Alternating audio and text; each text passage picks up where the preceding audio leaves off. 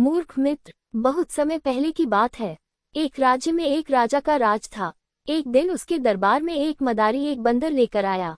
उसने राजा और सभी दरबारियों को बंदर का करतब दिखाकर प्रसन्न कर दिया। बंदर मदारी का हर हुक्म मनाता था। जैसा मदारी बोलता, बंदर वैसा ही करता था। वह आज्ञाकारी बंदर राजा को भा गया।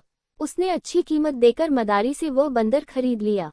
कुछ दिन राजा के साथ रहने के बाद बंदर उससे अच्छी तरह हिल मिल गया। वह राजा की हर बात मानता। वह राजा के कक्ष में ही रहता और उसकी सेवा करता था।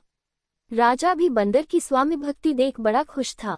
वह अपनी सैनिकों और संतरियों से भी अधिक बंदर पर विश्वास करने लगा और उसे महत्व देने लगा।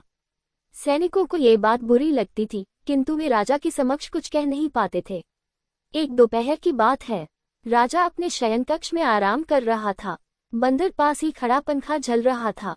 कुछ देर में राजा गहरी नींद में सो गया। बंदर वहीं खड़े खड़े पंखा झलता रहा। तभी कहीं से एक मक्खी आए और राजा की छाती पर बैठ गई। बंदर की दृष्टि जब मक्खी पर पड़ी तो उसने पंखा हिलाकर उसे हटाने का प्रयास किया। मक्खी उड़ गई, किंतु कुछ देर पश्चात पुनः वापस आकर राजा की छाती पर बैठ गई। पुनः मक्खी को आया देख बंदर अत्यंत क्रोधित हो गया। उसने अब देखा न ताव और पास ही पड़ी राजा की तलवार उठाकर पूरी शक्ति से मक्खी पर प्रहार कर दिया। मक्खी तो उड़ गई, किंतु तलवार के जोरदार प्रहार से राजा की छाती दो टुकड़े हो गई और राजा के प्राण पखेरु उड़ गए। सीख: मूर्ख मित्र से अधिक बुद्धिमान शत्रु को तरजीह दी जानी चाहिए।